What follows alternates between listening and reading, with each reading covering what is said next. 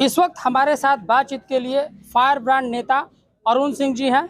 आज इन्होंने प्रेस वार्ता किया है। प्रेस वार्ता के पीछे इनका क्या उद्देश्य है, मैं इनसे ही जान लेता हूं। आज आपने प्रेस वार्ता किया, प्रेस वार्ता करने के पीछे क्या उद्देश्य है? 25 वर्षों से हमारे राजनीतिक जीवन काल में बहुत से चढ़ाव उतार आए और बहुत से कुख्यात माफियाओं से मुठभेड़ भी हुए। राजनीतिक स्वरूप खड़ा करके मैंने उनका प्रतिरोध किया, विरोध किया। आज भी कुछ ऐसे कुख्यात माफिया और गैंगस्टर हैं जो अपराध के बल पर जनपद में राजनीति करना चाहते हैं, वो हमारा अस्तित्व समाप्त करना चाहते हैं, लेकिन ये उनकी भूल है। मैं शुरू से ही अनवरत जनता के हक हुकूक के लिए संघर्ष किया हूं, आज भी कर रहा हूं, भविष्य में भी करूंगा। और अपराधियों को चुनौती देता हूं कि जितनी ताकत हो, रोकना चाहे मुझे रोक ले, और मैं रुकने वाला नहीं हूं। मैं जिला प्रशासन से भी निवेदन किया हूं कि इस विषय की निष्पक्षता से जांच करा करके जनता के सामने सही तथ्य को लावें। ये आप सुनकर चौंक जाएंगे कि योगी सरकार है और बुलडोजर नीतियों पे काम कर रही है, अपराधी एवं माफियाओं के खिलाफ लगातार कार्रवाई कर रही है। लेकिन ये जो आज बयान दे रहे हैं, कहीं ना कहीं यह बहुत बड़ा बयान है कि जिस तरह से माफियाओं पे कार्रवाई हो रही है, इसके बावजूद भी यदि कोई हत्या का साजिश रचता हो, कोई जान से मारने की नियति से आयोजन करता हो, उस व्यक्ति के लिए क्या होना चाहिए? अरुण सिंह जी, आज जो सरकार कार्रवाई कर रही है, इस दौर में भी माफिया कैसे ये योजना बना रहे हैं कि आपकी हत्या हो, चाहे इस तरह की बातें सामने आए?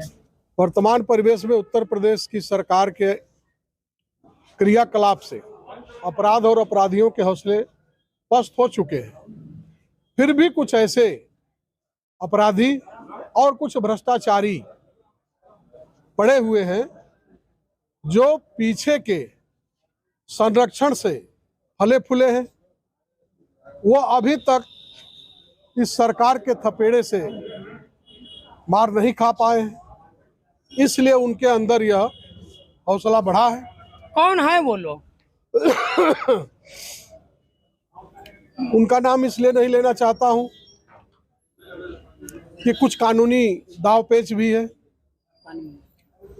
और इतना जरूर कहूंगा कि इस जनपद का बड़ा कुख्यात माफिया है, उसके साथ कुछ गैंगस्टर हैं जो इस जनपद में गैंगस्टर के बल पर अपराध भी किए हैं, पुलिस कस्टडी से अपराधियों को छुड़ाए हैं। पुलिस का भय जनता के बीच समाप्त होकर के अपराधियों का भय जनता के बीच व्याप्त हुआ था, उसके खिलाफ भी मैंने संघर्ष किया था और अपराध मुक्त जनपद बनाने का मैंने संकल्प ले लिया था। उसी में के कुछ अपराधी बचे हैं जो इस तरह की साजिश कर रहे हैं। अच्छा, देखा जाए एक दौर था जब अरुण सिंह नेता जिधर भी निकलते थे उधर फायर ब्रांड नेता की एक अलग पहचान होती थी, और कद्दावर नेता, चाहे वो अरुण जेटली हो, चाहे राजनाथ सिंह जैसे नेता हो, या फिर मुरली मनोहर जैसे नेता हो, उन लोगों के साथ मंच साझा करते थे। बीच में आप 6 साल जेल में रहे, जेल के बाद वापसी किए। क्या लगता है कि अब अरुण सिंह अपनी खोई हुई साख या राजनीति को पाने के लिए अब फिर से तैयारी कर रहे हैं? हमारी राजनीतिक साख खोई कहाँ है? जिस तरह से, जिस भाव से, जिस क्षमता से मैं 25 वर्षों से राजनीति कर रहा हूं, आज भी कर रहा हूं, आगे भी करूंगा। दल, पार्टी, संगठन एक राजनीति का अखाड़ा होता है, एक सहारा होता है, उसमें लोग जा करके राजनीति करते हैं। लेकिन अब तो मुझे दल, पार्टी, संगठनों से भी घृणा होने लगी है, क्योंकि उत्तर प्रदेश और केंद्र में बीजेपी की सरकार है। गाजीपुर में बहुत सी ज्वलंत समस्याएं हैं, लोग जूझ रहे हैं। अब हनुमान प्रजापति हैं, इनके 2 बच्चे गायब हुए, 4 महीना हो गया, कुछ पता ही नहीं लगा। पवन प्रजापति के पत्नी की हत्या हो गई, लाइसेंसी पिस्टल गायब हो गया, खूनी कपड़ा बरामद हुआ, पिस्टल नहीं बरामद हुआ। करंडा ब्लॉक में 40 लाख रुपए का फर्जी भुगतान गैंगस्टर अपराधी प्रमुख द्वारा कर लिया गया, वीडियो पर हमला करवा दिया गया। ये योगी जी की सरकार है, इससे उसको बचना नहीं चाहिए था, वो भी बच गया।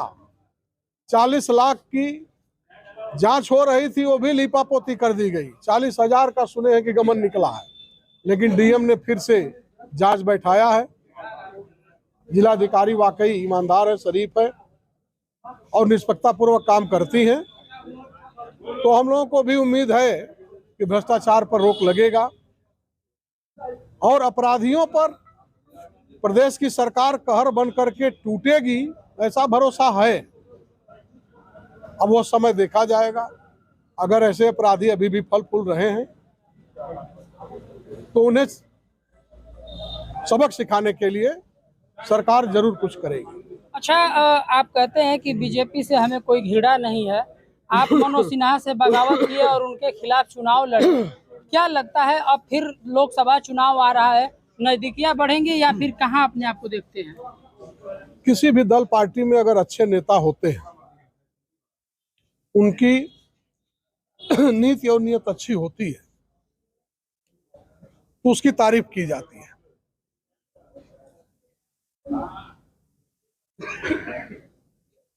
योगी जी अच्छा काम कर रहे हैं इसलिए अच्छा कहा जा रहा है। मोदी जी भी राष्ट्रीय स्तर पर अच्छा काम कर रहे हैं इसलिए कहा जा रहा है।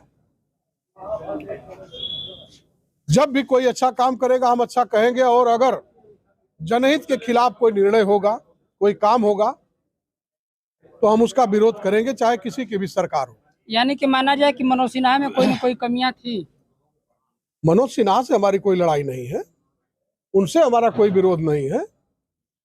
वो भी एक राजनीतिक कार्यकर्ता, हम भी एक राजनीतिक कार्यकर्ता है। उनकी भी अपनी महत्वाकांक्षा, हमारी भी अपनी महत्वाकांक्षा है, फिर उनसे हमारा कहाँ विरोध है।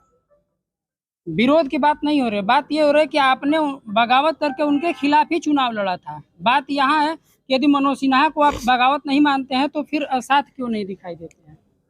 मनोज सिन्हा ने हमको छोड़ा, हमने उनको नहीं छोड़ा। अगर उनको टिकट मिला, हमको नहीं मिला, तो उनको नैतिकता के नाते हमारे घर आना चाहिए था, हमसे बात करनी चाहिए थी, हमको साथ लेके चलना चाहिए था। हमारा बहुत अच्छा संबंध था, कहीं भी अविश्वसनीयता की बात नहीं थी।